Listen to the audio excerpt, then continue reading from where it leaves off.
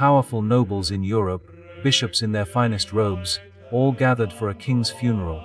Everything is prepared. Prayers are ready. The stone tomb sits open before the altar. They lift the coffin of William the Conqueror, the man who invaded England and bent an entire nation to his will. They begin to place his body into the sarcophagus when suddenly, a sound like tearing fabric fills the sacred space. The king's bloated abdomen explodes. Rotted flesh bursts from the corpse. A wave of putrid stench so overwhelming, so absolutely vile erupts into the church that grown men, warriors who had seen battlefields soaked in blood, begin vomiting uncontrollably. Bishops flee, their robes flying behind them. Nobles shove each other aside, desperate to escape. Within seconds, the carefully planned royal funeral dissolves into absolute chaos. This was the final moment of William the Conqueror. But this nightmare didn't begin at his funeral. It began 6 weeks earlier, and what happened to this king's body during those weeks was so horrifying that even medieval chroniclers, men who lived in an age of public executions and brutal warfare, struggled to find words adequate to describe it. William the Conqueror had died once, but his body had been dying twice. First, from the inside out while he was still conscious, still breathing, still able to feel every moment of his own flesh rotting away from his bones. It was July 1087, and William wasn't supposed to be dying, he was supposed to be conquering. At 59 years old, he was leading yet another military campaign, this time against the French town of Mantes. Why? Because King Philip of France had mocked him, had called him fat, had compared the aging conqueror to a pregnant woman. That insult cut deeper than any sword ever could. William's entire life had been defined by proving himself.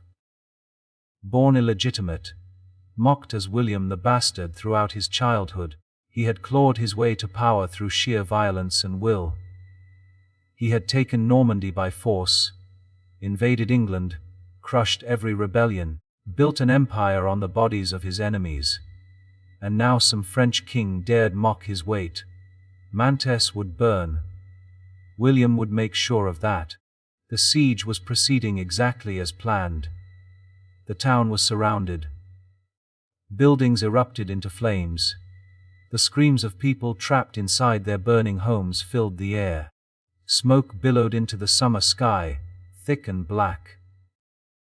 William rode through the streets on his massive warhorse, surveying the destruction with satisfaction.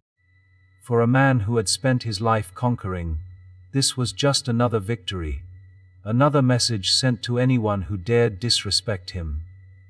But then his horse reared. Some chroniclers say it stepped on hot embers fallen from a collapsing building. Others claim it was startled by a sudden crash nearby. The reason doesn't matter. What matters is what happened next. The powerful destrier lurched forward violently, and William's enormous body was thrown hard against the iron pommel of his saddle. That metal horn drove deep into his swollen belly. He felt something tear inside him. Not on the surface. Deep within his abdomen. Something fundamental. Something catastrophic. The pain was immediate and excruciating, like nothing he had ever experienced in decades of warfare. William nearly fell from his horse. His attendants rushed to him, seeing their king doubled over, gasping, his hands clutching his stomach. They examined him quickly, looking for wounds, for blood, but there was nothing visible. No cut. No puncture. Nothing to explain why their king was suddenly pale and sweating, why his eyes had gone wide with shock. The royal physicians were summoned immediately, but these men, despite their education and experience, were operating with medieval knowledge. They couldn't see inside William's body.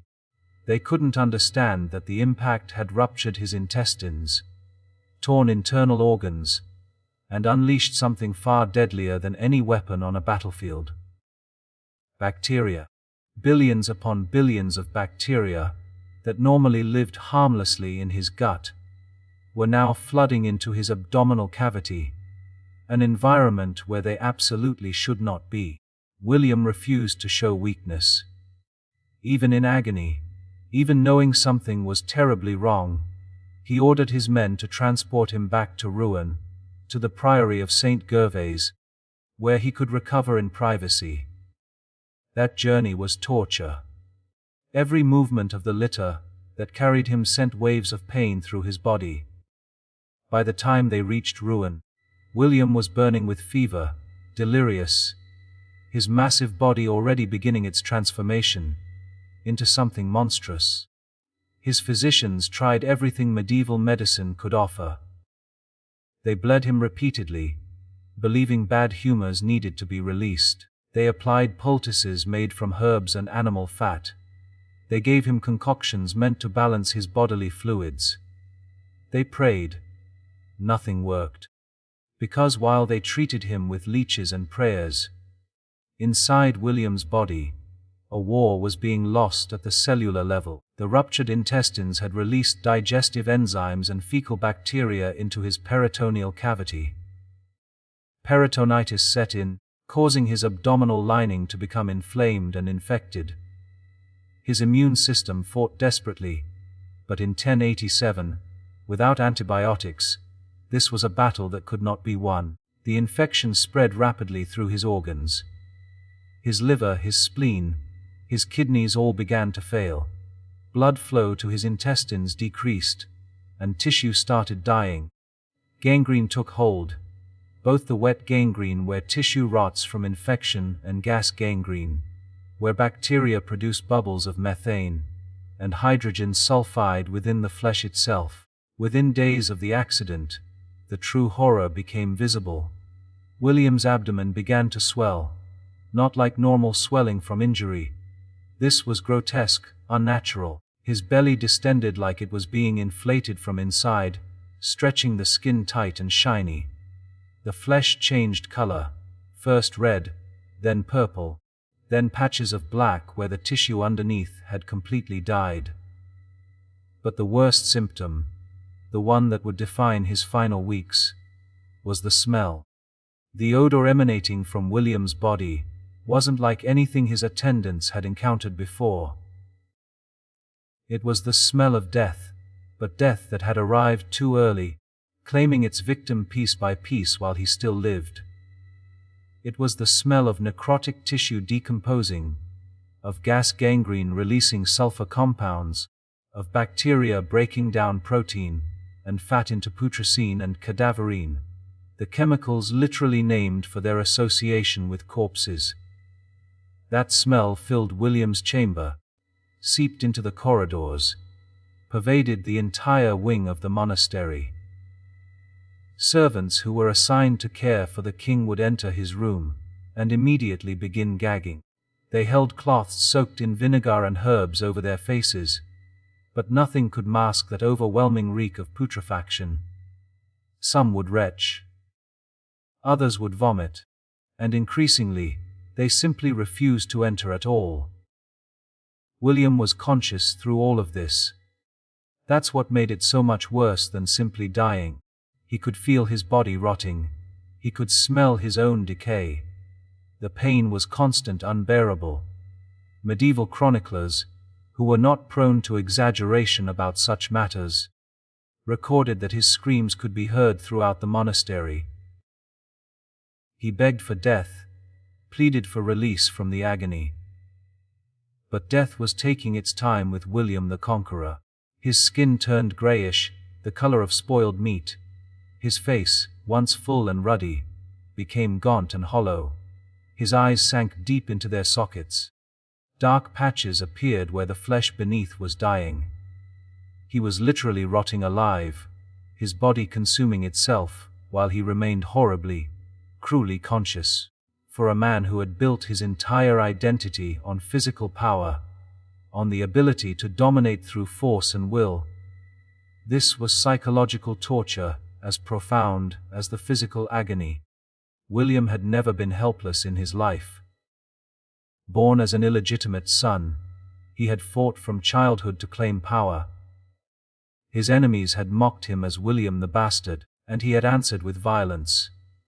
At 24, he had secured Normandy through a series of brutal battles. At 38, he had done what no one thought possible: invaded England, defeated King Harold at the Battle of Hastings, and claimed the English throne. He had crushed rebellions with such ferocity that entire regions still trembled at his name. The harrying of the North in 1069 had been systematic destruction on a massive scale. For months, Norman soldiers burned crops, slaughtered livestock, destroyed farming tools, and killed anyone who resisted. The resulting famine killed an estimated 100,000 people. William had ordered this. He had watched it happen without flinching. This was a man who conquered through fear, who bent entire populations to his will through sheer brutal force. And now, at the end, that will was completely powerless. He couldn't fight the bacteria with a sword. He couldn't intimidate the infection with his reputation. He couldn't overcome gangrene with courage or strategy. The conqueror was being conquered by enemies he couldn't even see, by processes he couldn't understand, by his own body turning against him. In his lucid moments, he reportedly wept, not just from pain, but from the bitter understanding of his absolute helplessness. And then, as if his suffering wasn't enough, betrayal arrived. As William's condition worsened, and the smell became truly unbearable, his most trusted servants began to abandon him. These were men who had served him for years, who had sworn loyalty, who had benefited from his reign. But duty and loyalty couldn't overcome basic human revulsion. Attendants would enter his chamber to bring food or change bedding, but they would flee within minutes, unable to bear the stench. Some claimed they would rather face punishment than endure another moment in that room. The king, who had commanded absolute loyalty from thousands, now found himself increasingly alone. But abandonment was only the beginning. As word spread through the monastery and into the surrounding area that William was dying, something even more disgusting than his physical decay began to happen. Opportunists started circling like vultures. William's chamber didn't just contain his rotting body. It also contained his possessions, the treasures accumulated over a lifetime of conquest. Gold chains, jeweled daggers, fine silks, precious artifacts, chests full of coins. These represented enormous wealth, and as William lay dying and defenseless, hands began reaching for them. At first, it was small items. A gold bracelet disappeared from a table, a silver cup vanished. Then, when no consequences followed, the theft became brazen. Servants, guards, even some nobles who had come to pay their respects began looting the dying king's chamber. They would cover their faces against the unbearable stench, rush in, grab whatever valuables they could carry, and flee with their spoils. William was aware of what was happening. In his moments of consciousness, he could see figures moving through his room, taking his things, and he was too weak to stop them. Too weak even to call out. The chronicler Orderic Vitalis wrote about this with horror, describing how men who had once knelt before William in fear now stepped over his rotting body to steal from him. Some reportedly laughed as they divided their loot, joking about the great conqueror's helplessness. It was degradation beyond imagination. The man who had terrorized England into submission, who had ordered the deaths of tens of thousands, who had ruled through fear and iron will, was now the victim of petty theft, and couldn't defend even his personal belongings. Throughout this nightmare, William sought spiritual comfort. Despite his brutal career, or perhaps because of it, he had always been devout. He had built churches, endowed monasteries, sought the church's blessing for his conquest. Now facing death, he desperately wanted absolution for his sins. Priests attended him, hearing his confessions, administering last rites. But even these holy men struggled to remain in his chamber for long. They would rush through prayers, bless the king hastily, and retreat, gasping for fresh air. In his confessions, William acknowledged the violence of his reign. He admitted to the deaths of countless thousands, to the destruction of villages and towns, to the cruel suppression of rebellions. He particularly lamented the harrying of the North, that campaign of systematic destruction that had killed so many. He confessed his treatment of his eldest son, Robert, their fraught relationship marked by rebellion and conflict. He made arrangements for his succession, designating Robert to inherit Normandy while his second son, William Rufus, would take England.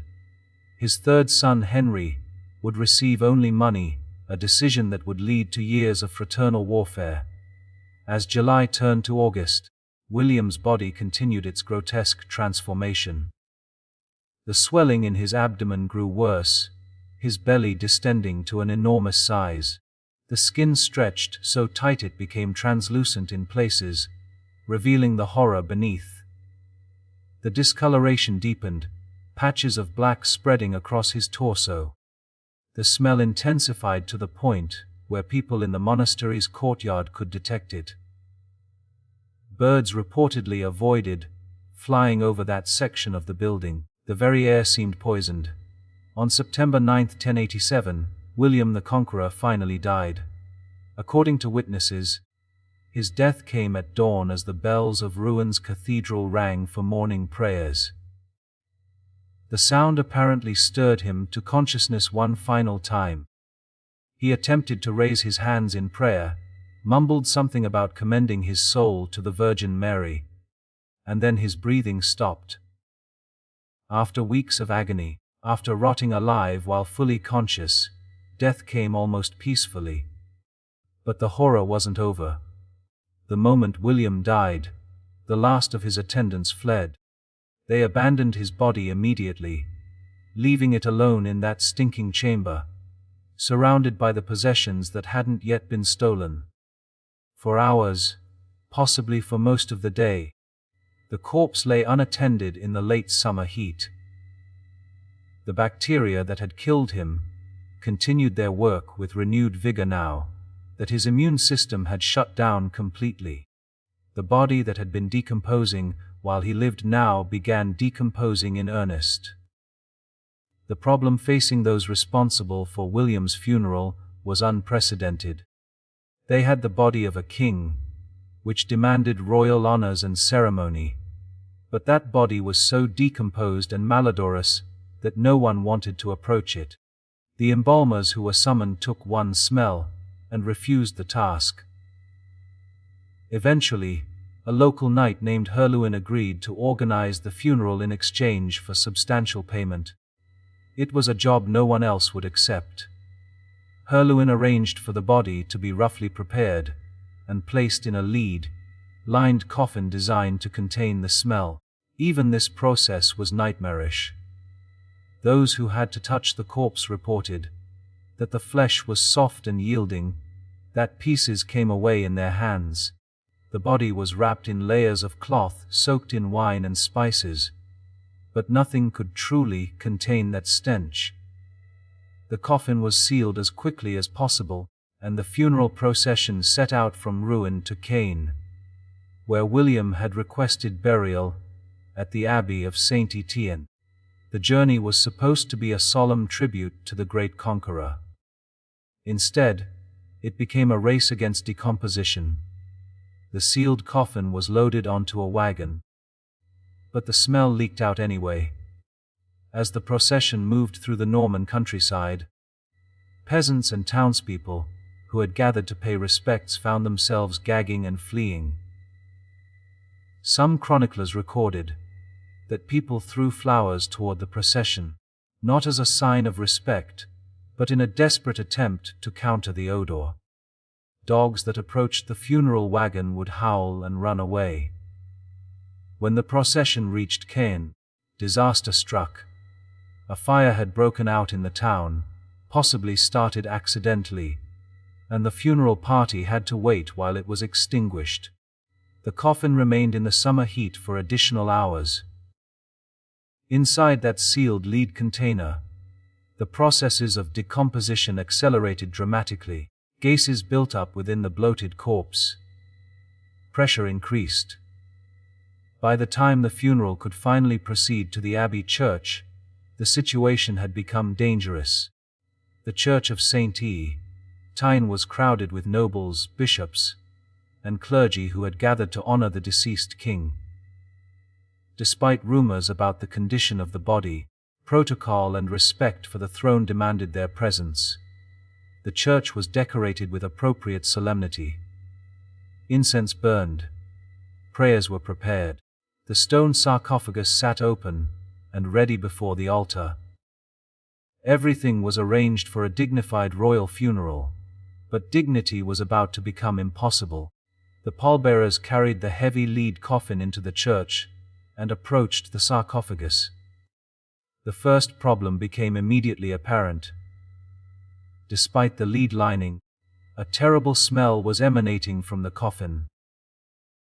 As it was carried down the aisle, members of the congregation began to cough and cover their faces. Some of the assembled nobles and clergy backed away, but the ceremony had to continue.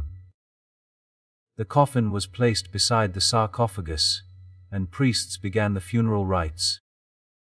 Then came the moment when William's body needed to be transferred from the coffin to the sarcophagus for final burial.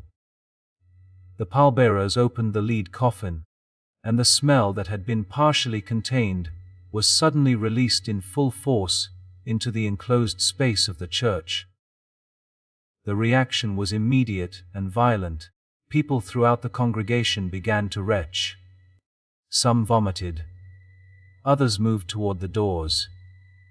But the pallbearers, committed to completing their task, attempted to lift the body. This is when the ultimate horror occurred. William's corpse, swollen with the gases of decomposition, wrapped in cloth and armor, had to be maneuvered into the stone sarcophagus. But there was a catastrophic problem.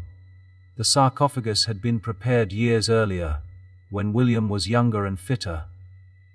In his later years, he had become enormously obese. The bloating caused by decomposition had made his body even larger. When the pallbearers tried to force the corpse into the stone coffin, it wouldn't fit. They pushed harder, trying to compress the body into the space. The swollen abdomen pressed against the sides. More pressure was applied. And then, to the absolute horror of everyone present, William's body burst. The abdomen ruptured where it had been injured at Mantes, and the contents of the decomposed corpse erupted outward. Rotted flesh, liquefied organs, gases that had been building for weeks all exploded into the sacred space. The smell that had been unbearable before became absolutely apocalyptic. It was, chroniclers wrote, like the gates of hell had opened inside the church. Orderic Vitalis, describing the scene, wrote that the stench was so powerful it was almost visible, like a dark cloud filling the sanctuary. Nobles and bishops fled in panic, pushing past each other to reach the doors. Many were openly vomiting. Priests abandoned the ceremony mid-prayer, running from the altar. The carefully planned royal funeral descended into complete chaos. Even the most duty-bound attendants couldn't remain in the building. Within minutes, the church was nearly empty, except for a handful of clergy remaining at a distance, covering their faces with their vestments. The few who remained attempted desperately to salvage the situation. Massive amounts of incense were brought in and set burning throughout the church. Perfumes were sprinkled. The body was hastily shoved into the sarcophagus, though it still didn't fit properly. The decision was made to seal the tomb immediately rather than attempt any further ceremony. Stonemasons were called to seal the sarcophagus with mortar and stone slabs. Even these workers, accustomed to handling the dead, had to work in shifts, retreating regularly to breathe fresh air. The funeral was concluded in unseemly haste. Prayers were mumbled rapidly by priests, standing as far from the tomb as possible. No eulogies were delivered. No elaborate ceremony celebrated William's achievements. The man who had conquered England, who had ruled 2 kingdoms, who had been one of the most powerful monarchs in Europe, was buried in chaos and disgrace. His funeral remembered not for honoring his legacy, but for the revolting spectacle of his bursting corpse. News of the horrific funeral spread rapidly throughout Norman and English territories. The story was too grotesque, too shocking not to share. Within weeks, everyone from nobles to peasants knew how the great conqueror's body had exploded in church, how assembled nobles had fled vomiting, how the burial had been conducted in panicked haste. For a society that placed enormous importance on proper funeral rites and dignity of the dead, William's end was seen as catastrophically shameful. But more than gossip, the story took on profound symbolic significance. Medieval people believed strongly in signs and divine judgment. Many interpreted William's gruesome death and burial as God's verdict on his life. He had lived by violence, conquering through brutality. He had ordered the deaths of thousands, destroyed communities, ruled through fear. Now in death, he had been denied even basic dignity. His body had betrayed him, falling apart before witnesses, unable even to remain intact for burial. The symbolism was especially potent because of the contrast between William's power in life and his helplessness in death. He had commanded armies, but his own body defeated him. He had accumulated vast wealth, but it was stolen as he died. He had inspired fear in thousands, but in the end inspired only revulsion. The man who had everything was reduced to nothing, to less than nothing, to a bursting corpse that couldn't even be buried without causing horror. Religious commentators seized on William's end as a lesson about pride and sin. Sermons were preached using his story as an example of how even the mightiest must humble themselves before God. The harrying of the North was specifically cited as a sin so great that even his pious donations couldn't atone for it. His violent suppression of resistance, his ruthless treatment of rebels, his iron rule, all were cited as reasons why God had allowed such a degrading death. The tomb itself became a site of mixed significance. St. Etienne Abbey housed the grave, and pilgrims did visit, but it never achieved the veneration typical of royal tombs. There was something too unsettling about William's burial.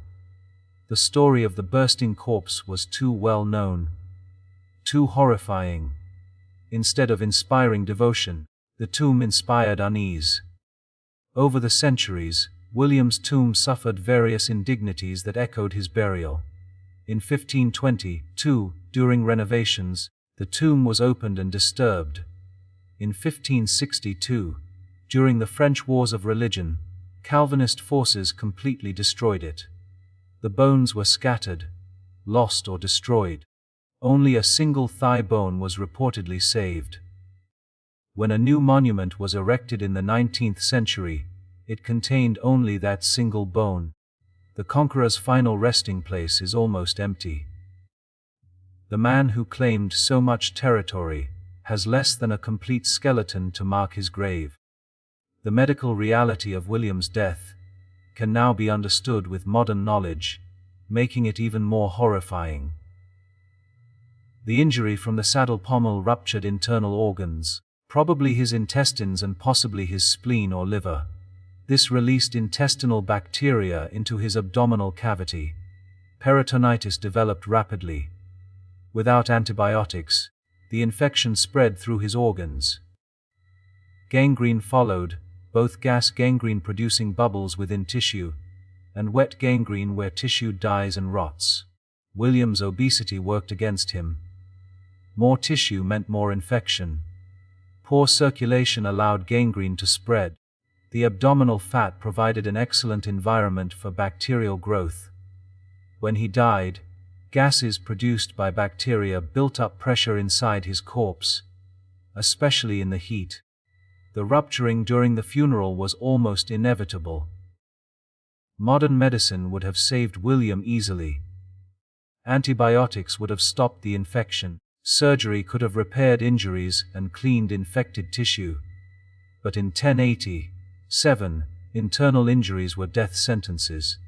To rot while still alive, to feel one's own body decomposing, to smell the stench of your own decay, is horror beyond imagination. For William, whose life had been defined by physical prowess, control, and domination, the experience must have been psychologically devastating.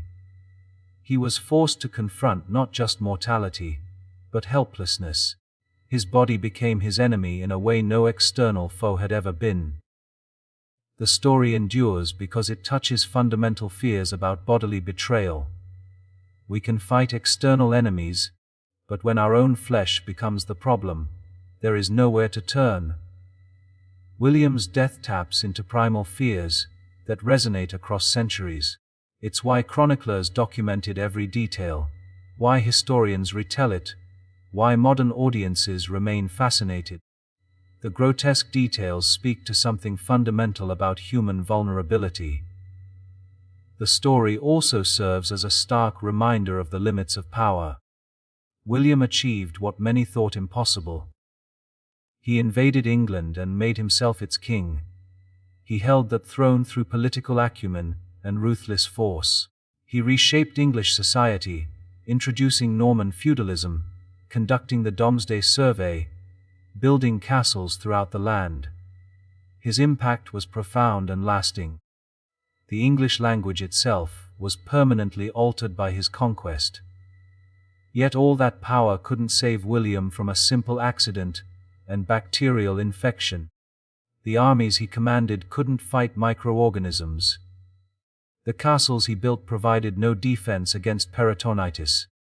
The fear he inspired was meaningless to the gangrene consuming his flesh.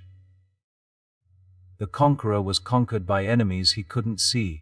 This contrast between worldly power and biological vulnerability has made his death a cautionary tale. Medieval people saw it as divine judgment. Modern audiences see it as a reminder of human fragility. Either interpretation recognizes the same truth. No amount of success, power, or achievement can ultimately protect us from our physical nature. The horror is compounded by the abandonment he suffered. In his time of greatest need, those he had ruled abandoned him. His servants fled. His possessions were stolen. His funeral became a disaster. There was a failure of basic human dignity in how he died and how he was buried. The theft of his possessions, while he lay dying, is particularly poignant. These weren't just valuable objects, but symbols of his life's work. Every piece of gold, every jewel represented a conquest, a victory. To have them stolen as he lay helpless must have been emotionally devastating, concrete demonstration that his power was already gone, that he was already irrelevant. The contrast with his funeral compounds this indignity. Royal funerals were supposed to be magnificent, celebrating the monarch's life and demonstrating continuity of power. William's achieved none of this. Instead of celebrating his legacy, it became a story of horror. Instead of demonstrating the dignity of the crown, it showed a corpse bursting before a fleeing congregation. Those who witnessed William's death and funeral were traumatized. Many had known him for years, had served in his armies, had benefited from his reign. To see such a powerful figure reduced to a rotting, stinking corpse was psychologically devastating. It would have shaken their understanding of power, authority, and their own mortality. The clergy struggled with theological questions. Why would God allow such suffering? Was this punishment? Could his confessions save his soul despite his degraded death? For common people who heard the story, William's death seemed like cosmic justice. He had ruled harshly. The harrying of the North alone killed tens of thousands. Rebellions were crushed with extreme violence. Heavy taxes impoverished many. To hear that such a fearsome king had died in agony, rotting alive, must have seemed like justice to those who had suffered under his rule. Yet even among those with no love for William, there was horror at his fate. Medieval society had strong ideas about proper treatment of the dead. Even an enemy should be buried with dignity. That William, a crowned king, had been treated so poorly would have disturbed people across the social spectrum. It suggested a breakdown of proper order, a failure of fundamental civilized behavior. The story served a social function, becoming a teaching tale about pride, mortality, and limits of worldly power. Parents told it to children. Priests used it in sermons. Nobles repeated it as a reminder to themselves. The grotesque details ensured it would be remembered. The moral lessons meant it would be repeated. In an oral culture where stories carried important social information, William's rotting death became a significant narrative. Chroniclers recorded the events in detail because they recognized the story's significance. They weren't merely being sensationalist. They were documenting what they saw as an important historical and moral event. Their detailed accounts ensure that we, nearly 1,000 years later, can understand what happened with remarkable clarity. The story continues to resonate through history. It has been retold in countless histories, referenced in literature, and serves as one of the most memorable deaths in royal history. Few can match the combination of drawn-out suffering, degradation, and grotesque finale that characterized William's end. It has become inseparable from his legend, mentioned almost as often as his victories. Modern retellings almost always include his death in detail. Biographers struggle with how to present it, balancing historical accuracy with readability. Documentaries linger on the details, recognizing that audiences are both horrified and fascinated. The death has in some ways overshadowed other aspects of his reign. People who know little else about William the Conqueror often know he died rotting, and that his body exploded at his funeral. This fascination speaks to something fundamental about human psychology. We are drawn to horror, especially horror that befalls the powerful. There's something compelling about the mighty being brought low in such dramatic and disgusting fashion. It satisfies something in us, perhaps a desire for justice, perhaps simply morbid curiosity. Medical details understood through modern knowledge add another layer of horror. Knowing what was happening inside William's body, understanding the bacterial processes, makes the story even more disturbing.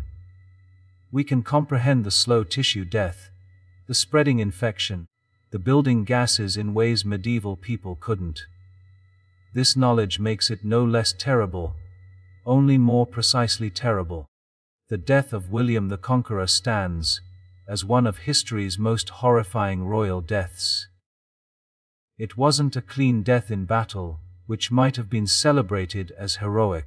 It wasn't peaceful passing in old age, which would have been dignified. Instead, it was slow, agonizing rot, watched by all, accompanied by abandonment and theft, culminating in a grotesque burial that shocked witnesses. Every aspect seemed designed to strip away the glory of his life. The man who conquered England, who defeated Harold at Hastings, who subdued rebellions and built an empire, was in the end conquered by something invisible and inevitable. The flesh that carried him through battles failed him. The body that had been his instrument of will became his prison and torture. William the Conqueror, who had bent so much to his will, couldn't control his own decay. His death serves as reminder that no matter how great our achievements, how much power we accumulate, we cannot escape our fundamental biological nature. We are mortal, vulnerable, subject to the same processes of disease and decay as anyone. Thrones and crowns provide no immunity to peritonitis. Victories in battle mean nothing to gangrene. Power cannot prevent rot. The theft of possessions, abandonment by servants, chaotic funeral, all underscore another truth. Worldly relationships are often transactional and temporary. Those who serve the powerful do so because of that power. When the power fades, so does the loyalty. William's wealth couldn't buy devotion from people who would rather flee than endure the smell of his dying body. His authority meant nothing when he could no longer enforce it. Yet there's something profoundly human in his story. The confessions, attempts at reconciliation with his children, seeking spiritual comfort, show a man confronting mortality and trying to find meaning and redemption. Beneath the crown and reputation for brutality was a human being who feared death and hoped for salvation. His suffering, while extreme, was fundamentally human suffering. The horror of William's death is multi-layered. Its medical horror, the reality of rotting alive. Its social horror, the abandonment and theft. Its existential horror, the stripping away of dignity and power. And its human horror, the confrontation with mortality and helplessness. All these layers combined create a story that has resonated across centuries, horrifying and fascinating in equal measure. 938 years later, we still tell the story of how William the Conqueror died. We still recoil at the details, still feel something of the shock witnesses must have experienced. The story survives because it touches on fundamental truths about power, mortality, and human nature. It reminds us that beneath all our achievements and status, we are fragile creatures of flesh and blood, subject to forces we cannot fully control. William the Conqueror reshaped England and changed the course of history. The Domesday Book, the castles, the Norman aristocracy, the changes to the English language, all these legacies endure. But alongside these monuments to his power, stands the story of his death, a monument to his mortality. History remembers both the conqueror and the conquered, the powerful king, and the helpless victim of his own rotting flesh. And perhaps that is fitting. Perhaps it's important that we remember not just what William achieved, but how he ended. Rotting alive in a monastery, abandoned and betrayed, his body bursting at his funeral. This is the full measure of the man, both his triumphs and his degradation, both his power and his vulnerability.